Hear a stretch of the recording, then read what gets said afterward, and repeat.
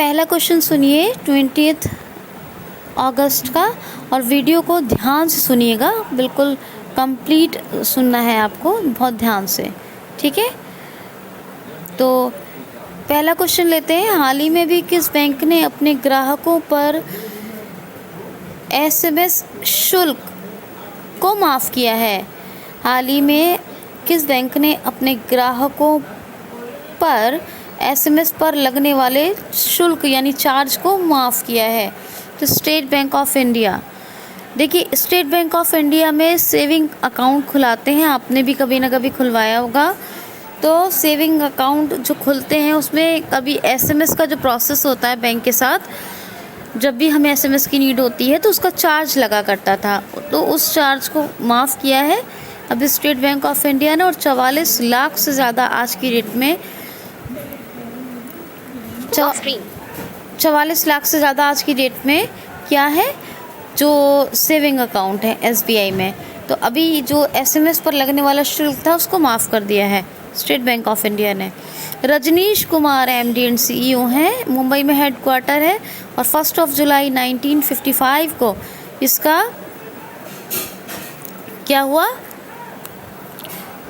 Establishment हुआ, state bank of India. ओहो, पहला क्वेश्चन मुझे एक इम्पॉर्टेंट डे का लेना था, चलिए कोई बात नहीं, अब मैं दूसरा ले लेती हूँ।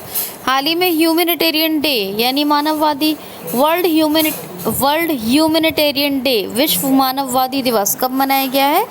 तो 19 अगस्त को। हाल ही में वर्ल्ड ह्यूमैनिटेरियन डे, ह्यूमन से बना ह्यूमैनिटेरियन डे या विश्व मानववादी दिवस कब मनाया गया है? तो 19 अगस्त को। इसको संयुक्त राष्ट्र सभा बनाती है, United general assembly, UN general assembly.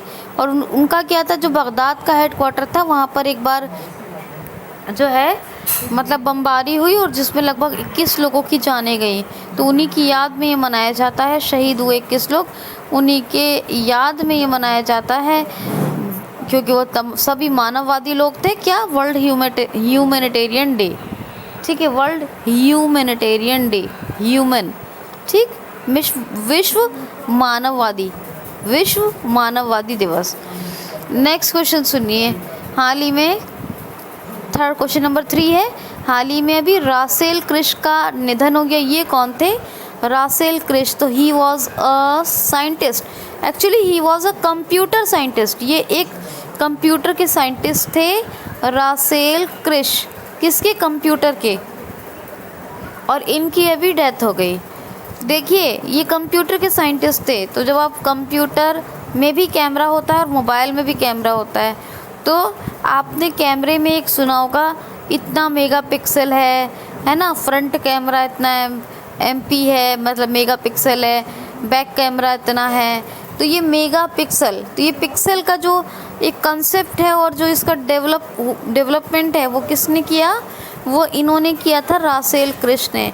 इन्होंने अपने पिक्सल बेस्ड वीडियो या पिक्सल बेस्ड इमेज का जो कॉन्सेप्ट है, जो डेवलपमेंट है, जो इनोवेशन है, जो रिसर्च की थी, वो किसने की थी? रासेल क्रिश ने। एक्चुअली हुआ क्या था, इन्होंने सबसे पहले जब पिक्सल को डेवलप किया था, तो क्यों डेवलप किया था? इन्होंने अपने बेटे की एक पिक्सल बेस्ड इमेज बनाई थी। क्या बनाई थी? इमेज। तो पिक्सल बेस्ड इमेज बनाई थी। तो पिक्सल का जो कंसेप्ट आया है, ये कहाँ से आया है? ये किसने दिया है? रासेल क्रिश ने। और ये कंप्यूटर के साइंटिस्ट थे, इनकी अभी डेथ हो गई।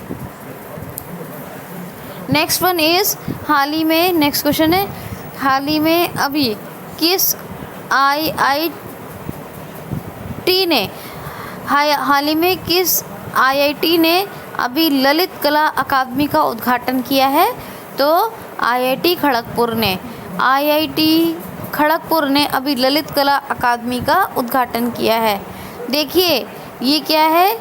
ये संगीत कला हुई है ना, ललित कला, और जितनी भी प्रदर्शन कलाएं होती हैं उन तमाम का प्रशिक्षण यानी ट्रेनिंग देने के लिए एक ललित कला अकादमी का उद्घाटन किया है आईआईटी खड़गपुर ने। नेक्स्ट क्वेश्चन है, हाल ही में अभी ये चाय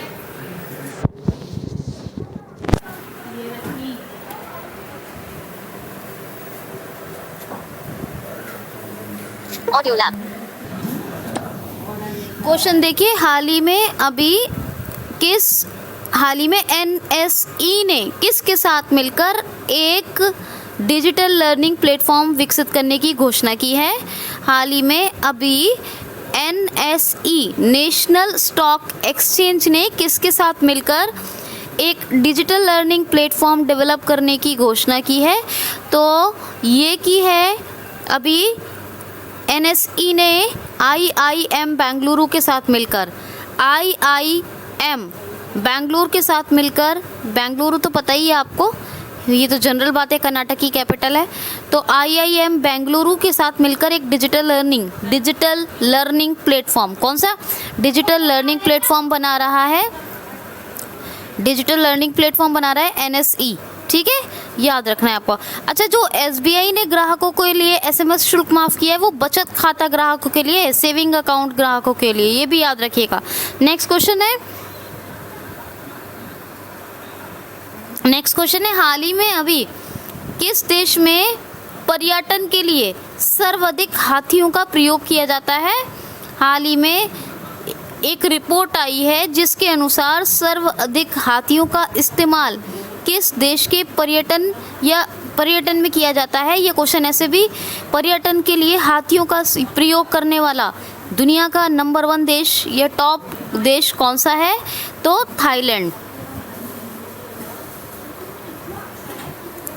दुनिया का थाईलैंड नंबर 1 कंट्री बन गया है जो एलिफेंट्स का यूज़ करता है टूरिज्म में, ठीक है, टूरिज्म पर्यटन में। तो एक मिनट, हाँ ठीक है, मैं बताती हूँ। पर्यटन, यस, टूरिज्म ही, इंग्लिश में टूरिज्म ही होगा। परिवहन ट्रांसपोर्टेशन होता है, पर्यटन टूरिज्म, ठीक है। तो पर्यटन में सबसे ज़्यादा हाथियों का इस्तेमाल कौन सा देश करता है? तो अपना देश भारत कौन से नंबर पे? नंबर 2 पे। और नंबर 1 पे कौन है? थाईलैंड। तो थाईलैंड टॉप कंट्री है एलिफेंट्स का यूज़ करने वाला, और सेकंड वन इज़ अपना इंडिया। आपको पता है जो पर्यटन में इस्तेमाल करते हैं हाथियों का, तो उन हाथियों का एक्सप्लॉयटेशन बहुत ज़्यादा होता है, बहुत ज़्यादा एक्सप्लॉयटेशन होता है, क्योंकि हाथी जो कहाँ रहते हैं? वो जंगलों में रहते हैं, और उनको टूरिज्म में, मतलब टूरिस्ट आते हैं, उनको देखते हैं, तो वहाँ पे अब बताएं आपको प्रॉपर लिविंग डाइट उतने उस हिसाब की नहीं हो पाती ना, जो फॉरेस्ट के, मतलब फॉरेस्ट में मिल पाएगी उनको वो तमाम चीज़ें, उनको जो आज़ादी वहाँ होती है वहाँ नहीं होती। तो सबसे ज़्यादा जो एक्सप्लॉइट होने वाले एलिफेंट होते हैं वो पर्यटन में ही होते हैं। तो ये थाईलैंड नंबर 1 पे। तो थाईलैंड की कैपिटल क्या है? बैंकॉक। थाईलैंड की करेंसी क्या है? थाई बाहत। और थाईलैंड के प्रेसिडेंट कौन है? प्रयुत चांग ओचा। और नेक्स्ट क्वेश्चन सुनिए, हाल ही में किस राज्य के मंडवा डीहर रेलवे स्टेशन का नाम परिवर्तित किया गया है? हाल ही में किस राज्य के मंडवा डीहर रेलवे स्टेशन का नाम परिवर्तित किया गया है? तो उत्तर प्रदेश के। सोच सकते हैं आप कि मंडवा डीहर उत्तर प्रदेश में होगा, कैसा नाम है मंडवा डीहर। अगर मान लीजिए आपको ये क्वेश्चन मैंने ना बताया होता और एग्ज़ाम में आ भी जाए तो आपको बड़ा मुश्किल हो जाता गैस करना, क्योंकि अंदाज़ा तभी लगाया जाता है जब कुछ थोड़ा बहुत पता हो, ठीक। तो मंडवा डीहर ये एक जगह है, एक रेलवे स्टेशन है यूपी में, और इसका नाम बदल के किया गया है बनारस रेलवे स्टेशन। आज से 1 साल पहले की बात है जब मुगल सराय रेलवे स्टेशन का नाम बदलकर पंडित दीनदयाल उपाध्याय रेलवे स्टेशन रखा गया था, जब मैंने आपको बताया था। और अभी मंडवा डीहर रेलवे स्टेशन का नाम बदल के बनारस रेलवे स्टेशन किया गया है। कौन सा? बनारस। रेलवे बोर्ड की चेयरमैन विनोद कुमार यादव हैं जी, और प्रेसिडेंट कौन है? वो रेलवे मिनिस्टर कौन है इंडिया के प्रेजेंट टाइम के रेलवे मिनिस्टर हैं पीयूष गोयल। और इंडिपेंडेंट इंडिया के फर्स्ट रेलवे मिनिस्टर थे जॉन मथाई। क्या नाम है? जॉन मथाई, ये याद रखिएगा। अच्छा, मैंने आपको मंडवा आपको मंडवा रेलवे स्टेशन के बारे में बताया भी यूपी के, तो यूपी के बारे में थोड़ा सुन लीजिए। यूपी की कैपिटल तो सबको पता है लखनऊ। अगर पूछा जाए किस नदी के तट पर है तो गोमती। योगी आदित्यनाथ चीफ मिनिस्टर हैं और राज्यपाल आनंदीबेन पटेल, इन्होंने एमपी का भी एडिशनल चार्ज संभाल रखा है। राजकीय पुष्प पलाश है। राजकीय पक्षी क्या? राजकीय पक्षी है सारस। राजकीय वृक्ष अशोका। राजकीय पुष्प तो हो गया पलाश, है ना। राजकीय पशु क्या बताया मैंने आपको? बारहसिंगा। राजकीय पशु क्या है? बारहसिंगा, ये याद रखिएगा। ओके, देखिए यूपी में पीपीई किट के ऊपर 50% की छूट दी गई उन हॉस्पिटल्स को जो गवर्नमेंट की तय दरों पे काम करेंगे। यूपी में आरोग्य सेतु ऐप को डाउनलोड करना कंपलसरी करार दिया गया। जिन एरियाज़ में हॉटस्पॉट, मतलब जिनको हॉटस्पॉट एरिया घोषित कर दिया गया था कोविड-19 में यूपी के अंदर। अच्छा, नेक्स्ट वन कि यूपी ने वर्चुअल अदालतों के ज़रिए सुनवाई की और ये ऐसा करने वाला पहला राज्य बना। यूपी ने हर्बल रोड प्रोजेक्ट को लॉन्च किया। यूपी ने कोऑर्डिनेंस में अमेंडमेंट करके उसको रीलॉन्च किया। और ठीक है, तो यूपी में श्रम विद्या योजना आई। यूपी में अभी कुशीनगर एयरपोर्ट को कुशीनगर इंटरनेशनल एयरपोर्ट का दर्जा दिया गया। कुशीनगर एयरपोर्ट अब इंटरनेशनल एयरपोर्ट है यूपी का। यूपी ने 18% मनरेगा में रोज़गार जनरेट किया और ये पहला नंबर वन स्टेट बन गया इंडिया में मनरेगा के माध्यम से सबसे ज़्यादा रोज़गार देने वाला, ठीक है, नंबर 1 स्टेट। नेक्स्ट क्वेश्चन श्रम विद्या योजना और श्रम विद्या योजना आई। इसके अलावा प्रवासी राहत मित्र ऐप आई, जन पोर्टल आया और एक प्रवासी राहत मित्र के साथ आया था एक और ऐप, कौन सा? आयुष कवच। एक कोरोना कवच है वो भारत सरकार का है और कोरोना वॉच है वो कर्नाटक का है, ठीक है। तो ये तमाम चीज़ें आपको याद रखनी है। अच्छा, मैंने आपको एसबीआई में बताया बचत खाता धारकों को जो एसएमएस में छूट मिली है। तो कितने एसबीआई में इस टाइम खाते लगभग हैं सेविंग अकाउंट्स? बचत खाता कहते हैं सेविंग अकाउंट को। तो 44 करोड़ हैं, वही 70 है, वो 44 लाख नहीं 44 करोड़ है, याद रखिएगा। लगभग 44 करोड़ से ज़्यादा हैं, ठीक है। 44 करोड़ तो हैं ही हैं, उससे भी ज़्यादा हो सकते हैं, तो लगभग 44 करोड़ हैं। ऑलमोस्ट ऑप्शन जो सही होगा 44 करोड़। अच्छा, नेक्स्ट वन देखिए, हाल ही में अभी डिजिटल जन बचत खाता किस बैंक ने शुरू करने की घोषणा की है? हाल ही में डिजिटल जन बचत खाता किस बैंक ने शुरू करने की घोषणा की है? तो अभी फिनो पेमेंट बैंक ने डिजिटल जन बचत खाता है ये, डिजिटल जन बचत खाता, इसको लॉन्च करने की घोषणा की है। किसने? तो फिनो पेमेंट बैंक ने। अब ये फिनो पेमेंट बैंक, इसकी 13 जुलाई 2006 में स्थापना हुई थी। महेंद्र कुमार चौहान हेड है और हेडक्वार्टर मुंबई में है। ये जो डिजिटल जन बचत खाता है ये फिंगरप्रिंट से ही खुल जाया करेगा। फिंगरप्रिंट को उसमें बेस बनाया जा रहा है, ठीक है, याद रखिएगा। दोस्तों प्लीज़ QCL को ज़रूर सब्सक्राइब करें, आप लोगों से रिक्वेस्ट है। और मैं कल का वीडियो जो मैंने डाला है स्टोरी का उसको भी सुने। और मैंने कल ये QCL स्टोरी पार्ट 2 डाला है, QCL स्टोरी पार्ट 1 डाला था, उन दोनों पार्ट्स को भी सुने। ये स्टोरी सेक्शन बहुत इम्पोर्टेंट होता है, आप लोगों को पता चलेगा मेरे बारे में, चैनल के बारे में भी, और आपको बहुत कुछ सीखने को मिलेगा। मैं पक्की बात कहती हूँ कि आप बहुत कुछ लर्न करेंगे। अच्छा, मैं पार्ट 1 का कुछ बच्चों ने लिंक मांगा है, मैं उसको डाल दूँगी डिस्क्रिप्शन में, और डिस्क्रिप्शन से आप पार्ट 1 सुन लीजिएगा। पार्ट 2 तो मैंने कल ही डाल दिया था।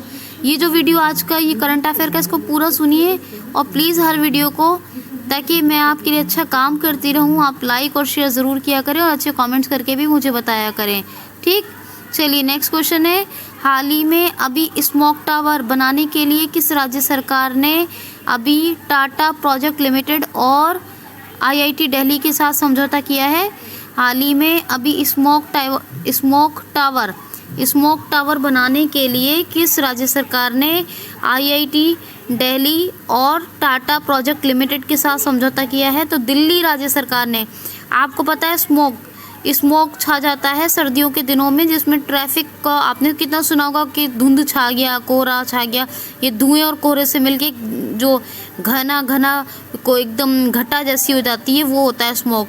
ये दिल्ली में बढ़ जाता है स्मोक, और इससे क्या होता है कि बहुत सारी प्रॉब्लम्स होती हैं, चाहे वो ट्रैफिक रिलेटेड हो या दूसरी हो।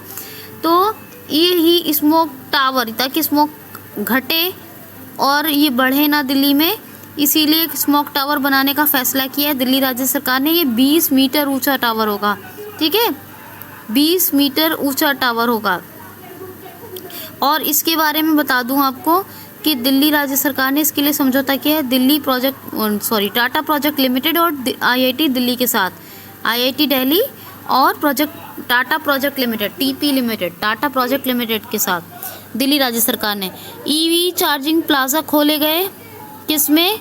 दिल्ली में पहले ईवी चार्जिंग प्लाज्मा बैंक खोला गया, भारत का सबसे पहला दिल्ली में आपको पता है ईवी इलेक्ट्रिकल वाहन नीति लाई गई। दिल्ली में अभी जो है 5T प्लान, आयुरक्षा कार्यक्रम और ऑपरेशन शील्ड को लॉन्च किया गया।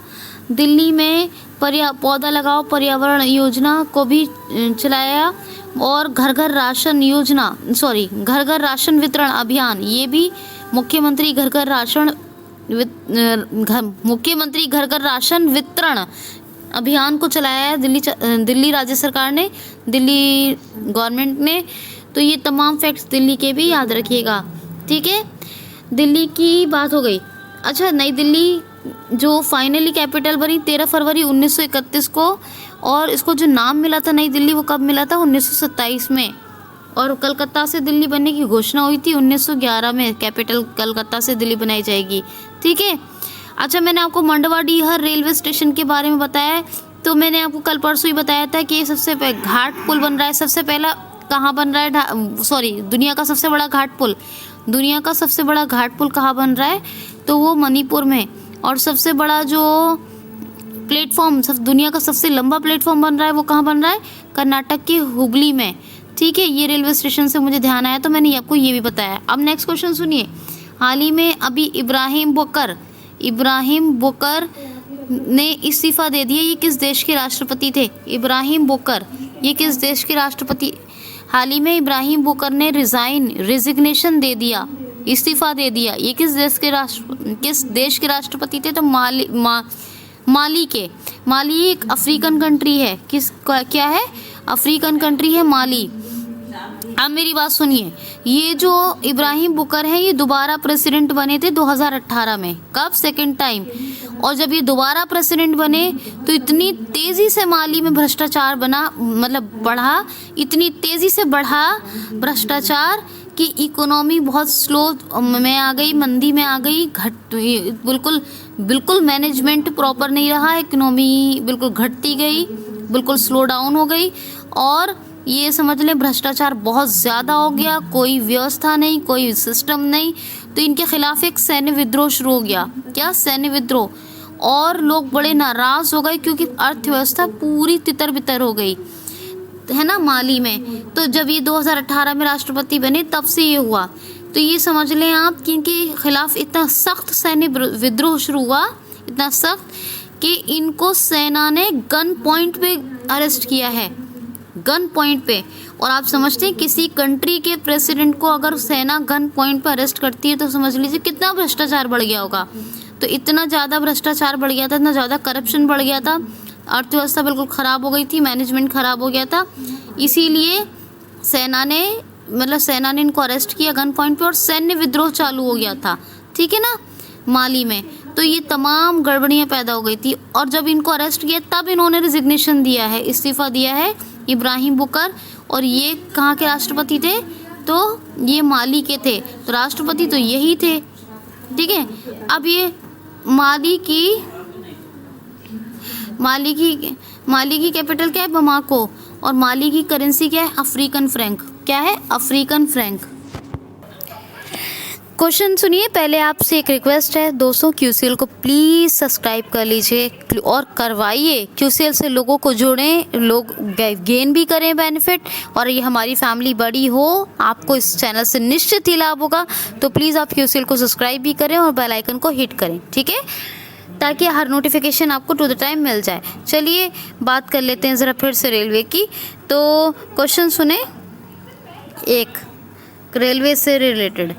तो क्वेश्चन है, हाल ही में अभी ड्रोन बेस्ड सुरक्षा निगरानी प्रणाली, ड्रोन आधारित सुरक्षा निगरानी प्रणाली किसने स्थापित करने की घोषणा की है? तो इंडियन रेलवे ने।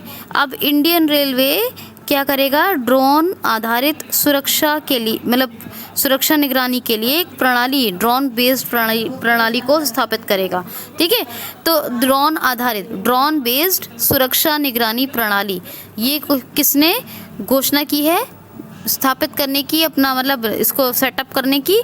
तो इंडियन रेलवे ने। और इंडियन रेलवे के बारे में तो मैंने तो आपको अभी बताया है, ठीक है, याद रखना आपको। नेक्स्ट क्वेश्चन है, हाल ही में आईपीएल टाइटल स्पॉन्सरशिप राइट, ज़रा क्वेश्चन सुनने से पहले एक बात सुनिए ध्यान से। ये जो ड्रोन सुरक्षा निगरानी प्रणाली है, ड्रोन बेस्ड सुरक्षा निगरानी प्रणाली, जिसको इंडियन रेलवे ने मतलब इसको अपने यहाँ सुरक्षा के लिए लगाने का फैसला किया है, तो इसमें ये आरपीएफ, रेलवे पुलिस फोर्स, ठीक है, इसका मैनेजमेंट करेगा। कौन? रेलवे पुलिस फोर्स इसको तैनात करेगा, इसको स्थापित करेगा, सुरक्षा बेस्ड, वो ड्रोन बेस्ड सुरक्षा निगरानी प्रणाली को, ड्रोन आधारित सुरक्षा निगरानी प्रणाली को। अब क्वेश्चन सुनिए, हाल ही में आईपीएल 2020 टाइटल स्पॉन्सरशिप राइट अभी किसने जीता है? आईपीएल 2020 टाइटल स्पॉन्सरशिप राइट अभी किसने जीता है? हिंदी में कहेंगे आईपीएल 2020 शीर्षक स्पॉन्सरशिप प्रायोजन अधिकार। क्या कहेंगे? आईपीएल 2020 शीर्षक प्रायोजन अधिकार, क्या? Title sponsorship right. तो ये किसने जीता है? तो अभी ड्रीम 11 ने। देखिए ये पहले वीवो के पास होता था आईपीएल, जो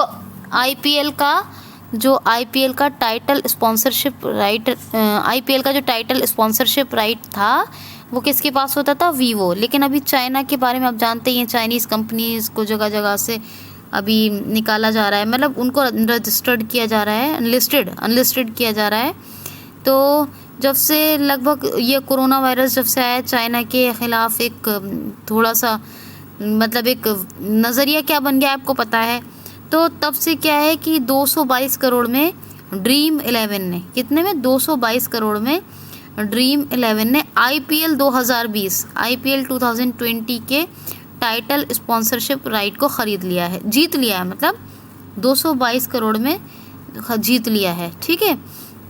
तो ये आईपीएल 2020 का शीर्षक प्रायोजन अधिकार किसने? ड्रीम 11 ने जीत लिया है। हेडक्वार्टर का मुंबई में 2006 में इसकी भी स्थापना 2006 में हुई थी, ठीक है। और बस इतना याद रखिए इसके बारे में। नेक्स्ट क्वेश्चन सुनिए, हाल ही में अभी स्टॉक ट्रेडिंग की शुरुआत, हाल ही में किस कंपनी ने एक स्टॉक ट्रेडिंग प्लेटफॉर्म लॉन्च किया है? हाल ही में अभी किस कंपनी ने स्टॉक ट्रेडिंग प्लेटफॉर्म लॉन्च किया है? तो पेटीएम मनी का है पेटीएम मनी। पेटीएम मनी में क्या होता था अब तक? होता यही था कि आप जो है अपने मतलब पैसे के रिलेटेड काम होते थे, लेकिन ट्रेड, जो पैसे का ट्रेड होता है, जैसे शेयर्स को ख़रीदना बेचना, ये सब, तो जो भी स्टॉक ट्रेडिंग था, है ना, स्टॉक से तो आप समझते ही हैं, ये नहीं, जितना भी स्टॉक ट्रेड था उसके लिए ये प्लेटफॉर्म नहीं था। लेकिन अब पेटीएम मनी ने स्टॉक ट्रेडिंग प्लेटफॉर्म को लॉन्च कर दिया है। विजय शेखर शर्मा इसके सीईओ हैं। 2010 में पेटीएम की स्थापना हुई और हेडक्वार्टर है पेटीएम का नोएडा में। कहाँ है? नोएडा में। और क्वेश्चन सुनिए अब फिर से एक क्वेश्चन, हाल ही में अभी माइक्रोसॉफ्ट रिसर्च लैब ने MRL माइक्रोसॉफ्ट रिसर्च लैब ने अभी किस भाषा के लिए जाति अनुवाद उपकरण, यानी कि माइक्रोसॉफ्ट रिसर्च लैब ने अभी किस जनजाति के लिए भाषा अनुवाद उपकरण, यानी कि इंग्लिश में कहेंगे लैंग्वेज ट्रांसलेशन टूल,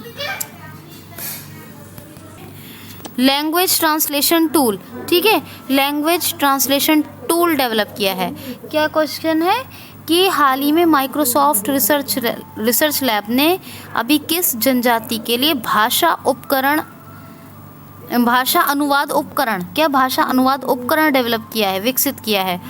किस जनजाति के लिए यानी भाषा अनुवाद उपकरण, क्या कहेंगे, लैंग्वेज ट्रांसलेशन मशीन, एक मिनट इसको ऐसे भी बोलिए, मशीन ट्रांसलेशन टूल, क्या मशीन ट्रांसलेशन टूल है ना, क्योंकि मशीन ट्रांसलेशन टूल डेवलप किया है। किसने, किस जनजाति के लिए, और किसने किया है, माइक्रोसॉफ्ट रिसर्च लैब ने, तो गोंड जनजाति के लिए। मशीन को क्या कहेंगे जी हिंदी में, खैर, तो अभी मशीन ट्रांसलेशन टूल विकसित किया है, ठीक है, मशीन ट्रांसलेशन टूल डेवलप किया है, किसके लिए, गोंड जनजाति के लिए। ये उत्तर प्रदेश, मध्य प्रदेश, छत्तीसगढ़ और दूसरे कई रीजन्स में पाई जाती है, लेकिन ख़ासतौर पर उत्तर प्रदेश, मध्य प्रदेश और छत्तीसगढ़ में गोंड के जो भाषा बोलने वाले, जो गोंड जनजाति की भाषा है वो बोलने वाले बहुत लोग हैं, लगभग 1 मिलियन से मतलब कई लाख लोग हैं।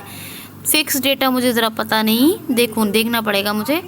तो गोंड जनजाति की भाषा बोलने वाले बहुत सारे लोग हैं जिनके लिए एक मशीन ट्रांसलेशन टूल डेवलप किया है माइक्रोसॉफ्ट रिसर्च लैब ने, ठीक है। तो ये भाषा अनुवाद उपकरण, मशीन ट्रांसलेशन टूल, ठीक है, ये याद रखना है। लास्ट क्वेश्चन थोड़ा सुनिए ध्यान से। हाल ही में अभी ARIIA रैंकिंग जारी हुई है, इसमें शीर्ष पर कौन है? हाल ही में ARIIA रैंकिंग जारी हुई है, इसमें शीर्ष पर कौन है? तो IIT मद्रास। देखिए, शिक्षा मंत्री हैं रमेश पोखरियाल निशंक। पहले ये MHRD मिनिस्टर थे, अब इस मंत्रालय का नाम शिक्षा मंत्रालय हो गया, तो मंत्री भी शिक्षा मंत्री होंगे। तो रमेश पोखरियाल निशंक के साथ मिलके जो हमारे वाइस प्रेसिडेंट ऑफ इंडिया हैं वेंकैया नायडू, उन्होंने ARIIA रैंकिंग जारी की है। क्या है? Atal ranking of institute on innovation ranking, ठीक है, एक मिनट, ARIIA नहीं, रैंकिंग नहीं, दोबारा सुनिए, Atal ranking of institute on innovation achievement. क्या है ये? ARIIA है, लास्ट में क्या? अचीवमेंट। तो Atal ranking of institute on innovation achievement, on innovation के बाद क्या है? Achievement. Atal ranking AR of institute ARI हो गया, फिर से आई इनोवेशन, ठीक है। इनोवेशन के बाद A जो आया वो क्या है? अचीवमेंट। तो Atal ranking of institute on innovation achievement, ये एक ARIIA के बाद 2 बार आई है A ranking. Vice president Venkaiah Naidu ने, हमारे जो शिक्षा मंत्री हैं रमेश पोखरियाल निशंक, इनके साथ मिलकर जारी की है। इसमें IIT मद्रास पहले नंबर पे है, IIT मुंबई दूसरे नंबर पे और IIT दिल्ली तीसरे नंबर पे। तो दोस्तों, ये था करंट अफेयर। थोड़ा सा मुश्किल हो सकता है लेकिन बेनिफिशियल बहुत है। ध्यान से पूरे वीडियो को सुना कीजिए और हर वीडियो को सुना करें। अपना ख्याल रखें। Thanks for watching.